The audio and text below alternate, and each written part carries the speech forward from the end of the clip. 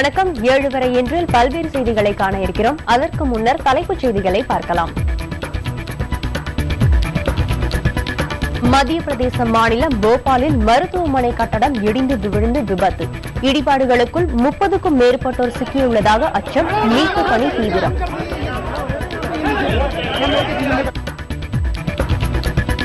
நிலக்கரி சுரங்க ஊழல் விவகாரத்தில் பிரதமரும் சட்ட அமைச்சரும் பதவி விலக வலியுறுத்தல். எதிர்க்கட்சிகளின் தொடர் அமளியால் நாடாளுமன்றம் திங்கட்கிழமை வரை ஒத்திவைப்பு.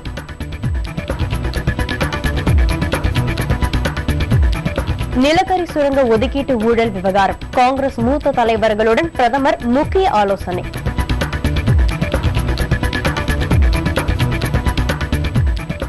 இந்திய எல்லைக்குள் 19 கிலோமீட்டர் தொலைவுக்கு சீன ராணுவம் ஊடுருவல். நிலைக்குழுவிடம் மத்திய அரசு தகவல்.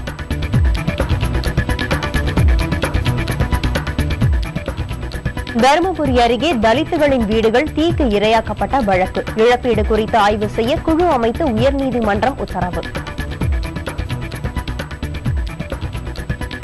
நிலக்கரி சுரங்க ஒதுக்கீடு முறைகேடு தொடர்பாக சிபிஐ இயக்குநர் உச்சநீதிமன்றத்தில் இன்று பிரமாண பத்திரம் தாக்கல் செய்தார். விசாரணை விவரங்கள் சட்ட அமைச்சருக்கு தெரிவிக்கப்பட்டதாக அதில் தெரிவிக்கப்பட்டுள்ளது. டெல்லி அரசியலில் புயலை கிளப்பியுள்ளது. இந்த விவகாரத்தில் பிரதமரும் சட்ட அமைச்சரும் பதவி விலக வேண்டும் என்று எதிர்க்கட்சிகள் கோரிக்கை விடுத்துள்ளன.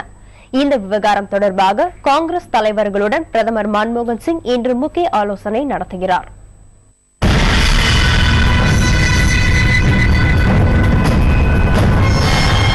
நிலக்கரி சுரங்க ஒதுக்கீடு முறைகேட்டு தொடர்பான விசாரணை அறிக்கையை சட்ட அமைச்சகம் திருத்தியதாக சர்ச்சை எழுந்துள்ள நிலையில் சிபிஐ இயக்குநர் ரஞ்சித் சின்ஹா அது தொடர்பாக உச்சநீதிமன்றத்தில் இன்று 2 பக்க பிரமாண பத்திரத்தை தாக்கல் செய்தார்.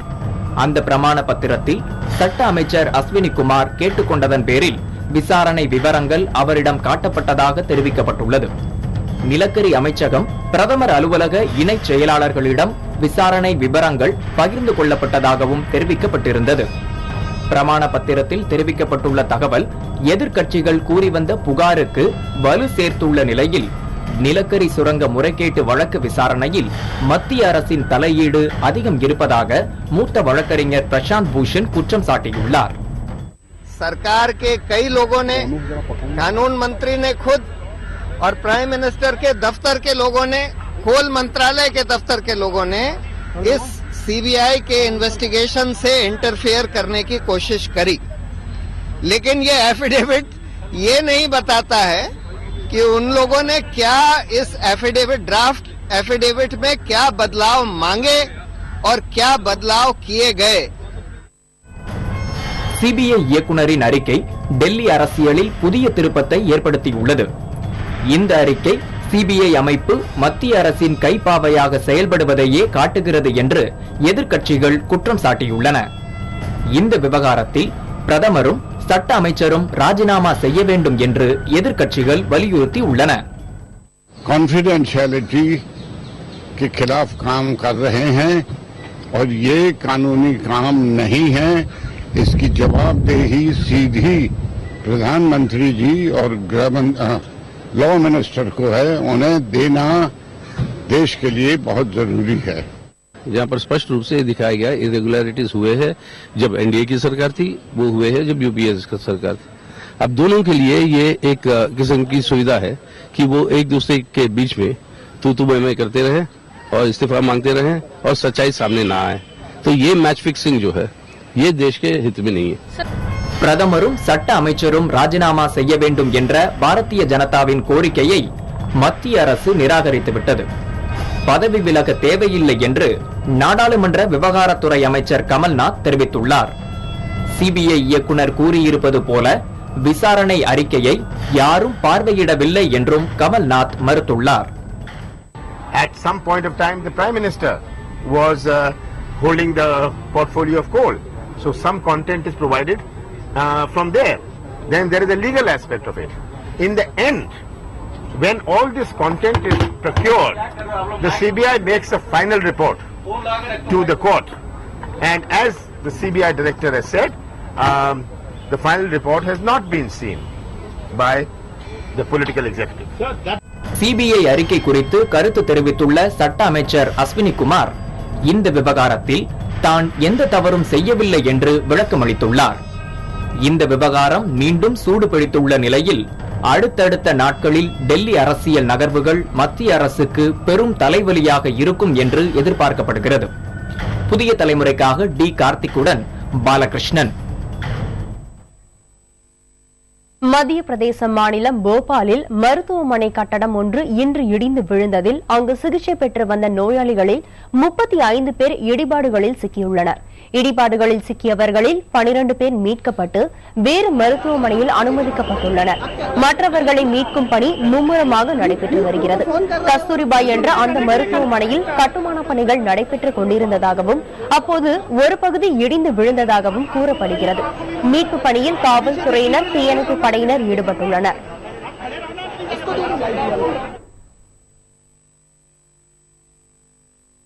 மத்திய பிரதேச மாநிலம் போபாலில் மருத்துவமனை கட்டடம் இடிந்து விழுந்த விபத்து குறித்து அங்கு வசிக்கும் விஜயகாந்த் என்பவர் தரும் விரிவான தகவல்களை இப்போது பார்க்கலாம். விஜயகாந்த், சொல்லுங்க, இந்த விபத்து எந்த இடத்தில் நிகழ்ந்தது, எப்படி நிகழ்ந்தது? அதாவது மேடம், இங்க பாத்தீங்கன்னா மத்திய பிரதேசல BHEL, பாரத் ஹெவி எலக்ட்ரிக்கல் லிமிடெட்னு சொல்லிட்டு ஒரு பப்ளிக் செக்டர்ஸ் இருக்குங்க. அவங்களுக்கு சொந்தமான கம்பெனிக்கு சொந்தமான கஸ்தூர்பா ஹாஸ்பிட்டல்னு சொல்லிட்டு அங்க பக்கத்திலேயே இருக்குங்க. அங்கதான் இந்த விபத்து நடந்தா சொல்லியிருக்காங்க. இப்போ நமக்கு அங்கதான் இருக்கு, நான் ஸ்பாட்ல. இப்போ தற்போது எத்தனை பேர் இடுபாடுகளில் சிக்கி இருக்காங்க, எத்தனை பேர் மீட்கப்பட்டிருக்காங்க? கிட்டத்தட்ட 35 இருந்து 40 பேர் கிட்ட இடுபாடுகள் சிக்கினதா முதல்ல சொன்னாங்க. ஒரு முன்னாடியே பாத்தீங்கன்னா ஒரு 10-12 பேர் கிட்ட வெளியில கூப்பிட்டு வந்துட்டாங்க. இப்போ ரொம்பவும் ஆபத்தான நிலைமையில கிட்டத்தட்ட ஒரு 4-5 பேரை வெளியே எடுத்திருக்காங்க. இப்போ மேடம் இன்னமும் பாத்தீங்கன்னா இப்பதான் ஃபுல்லா போலீஸ் கண்ட்ரோல் அந்த ஏரியா வந்துட்டதுனால நம்ம யாரும் உள்ள நுழைய முடியலைங்க. மீட்பு பணிகள் எப்படி நடைபெற்று வருது, சேத விவரங்கள் பற்றியும் சொல்லுங்க. சேத விவரம்னு பாத்தீங்கன்னா கிட்டத்தட்ட ஒரு 2 அடுக்கு கொண்ட பில்டிங். அது முன்னாடி கைனிக் வார்டா செயல்பட்டு கொண்டு இருந்துச்சுங்க.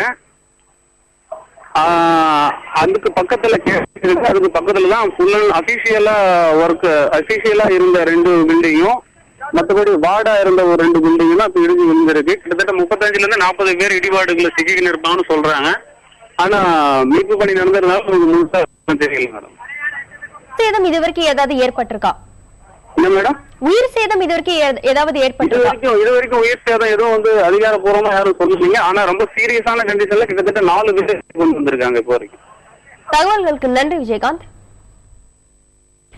நிலக்கரி சுரங்க ஒதுக்கீடு முறைகேடு, மேற்குவங்க சிட்பண்ட் மோசடி விவகாரம் உள்ளிட்ட பிரச்சினைகள் தொடர்பாக எதிர்க்கட்சிகள் அமளியில் ஈடுபட்டதால் நாடாளுமன்ற இரு அவைகளும் 4வது நாளாக முடக்கப்பட்டன. மக்களவை இன்று காலை கூடியதும் நிலக்கரி சுரங்க ஒதுக்கீடு முறைகேட்டிற்கு பொறுப்பேற்று பிரதமர் பதவி விலக கோரியும் சட்ட அமைச்சர் அஸ்வினி குமாரை பதவி நீக்கம் செய்ய வலியுறுத்தியும் முழக்கமிட்டனர். இதேபோல் மேற்குவங்க சிட்பண்ட் நிறுவன மோசடியில் அரசியல்வாதிகளுக்கு தொடர்பு இருப்பதாக கூறி இடதுசாரிகள் பிரச்சனை எழுப்பினர். இதே பிரச்சனை தொடர்பாக திரிணாமுல் காங்கிரஸ் உறுப்பினர்களும் கூச்சலிட்டனர். இதன் காரணமாக அமளி நிலவியதால் மக்களவை 2 முறை ஒத்திவைக்கப்பட்டது. பின்னர் மீண்டும் கூடிய போதும் இதே பிரச்சனை எதிரொலித்ததால் மக்களவை வரும் திங்கட்கிழமை வரை ஒத்திவைக்கப்பட்டது. இதேபோல் மாநிலங்களவையில் வெவ்வேறு பிரச்சனைகள் முன்னிறுத்தி அதிமுக, பிஜு ஜனதா தளம் உள்ளிட்ட கட்சிகளின் உறுப்பினர்கள் கூச்சலிட்டனர். இதனால் மாநிலங்களவை 3 முறை ஒத்திவைக்கப்பட்டது. மீண்டும் கூடிய போதும் இதே விவகாரங்கள் காரணமாக அவையில் கடும் கூச்சல் குழப்பம் நிலவியதால் மாநிலங்களவையும் திங்கட்கிழமை வரை ஒத்திவைக்கப்பட்டது. இந்திய எல்லைப் பகுதிக்குள் சுமார் 19 கிலோமீட்டர் தொலைவு வரை சீன படைகள் ஊடுருவி கூடாரம் அமைத்துள்ளதாக நாடாளுமன்ற நிலைக்குழுவிடம் மத்திய அரசு தெரிவித்துள்ளது. பாதுகாப்பான நாடாளுமன்ற நிலைக்குழு முன்பாக இன்று ஆஜரான பாதுகாப்புத்துறை செயலாளர் சசிகாந்த் சர்மா உள்ளிட்ட சில உயர் அதிகாரிகள் சீன படைகள் ஊடுருவல் நடத்திய பகுதிகளில் இந்திய ராணுவம் படைகளை நிறுத்தி வைத்துள்ளதாக விளக்கம் அளித்தனர் என தகவல்கள் தெரிவிக்கின்றன. காஷ்மீரின் லடாக் பகுதியில் உள்ள தௌலத் பெக் ஓல்டி என்ற இடத்தில் சீன ராணுவம் கடந்த வாரம் ஊடுருவல் செய்துள்ளதாக தகவல் வெளியானது. இதைத் தொடர்ந்து இருதரப்பிலும் இதுவரை 2 கோடி அமர்வு கூட்டங்கள் நடைபெற்ற நிலையில் எந்த ஒரு சுமூக முடிவும் எட்டப்படவில்லை. இந்த நிலையில் மத்திய அரசு இந்த விவகாரத்தில் மெத்தனமாக இருப்பதாக குற்றம் சாட்டியுள்ள பாரதிய ஜனதா இது தொடர்பாக முறையான விளக்கத்தை அளிக்க வேண்டும் என்றும் வலியுறுத்தியுள்ளது.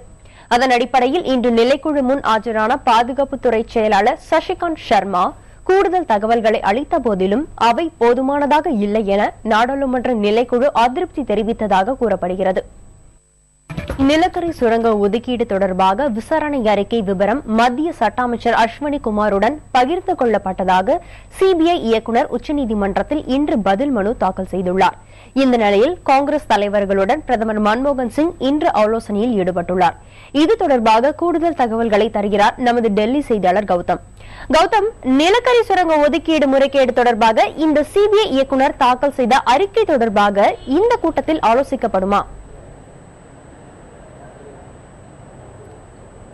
அதாவது ஐஸ்வர்யா, ஏற்கனவே இது தொடர்பான ஆலோசனை கூட்டமானது துவங்கி நடைபெற்று முடிந்தும் விட்டது. முக்கியமாக என்ன ஆலோசிக்கப்பட்டதாக நமக்கு தகவல்கள் வந்திருக்கின்றன என்றால், நிலக்கரி சுரங்க ஊழல் தொடர்பான வழக்கில் தாக்கல் செய்யப்பட்டுள்ள நிலவர அறிக்கையில் இன்று உச்சநீதிமன்றத்தில் அந்த ஸ்டேட்டஸ் ரிப்போர்ட் எனப்படும் நிலவர அறிக்கை தாக்கல் செய்யப்படுவதற்கு முன்பாக சட்டத்துறை அமைச்சர் அஸ்வினி குமார் அதை பார்வையிட்டார், அதன் விவரங்களை தெரிந்து கொண்டார் என்பது சிபிஐ அளித்துள்ள நிலவர அறிக்கையில் சொல்லப்பட்டிருக்கிறது.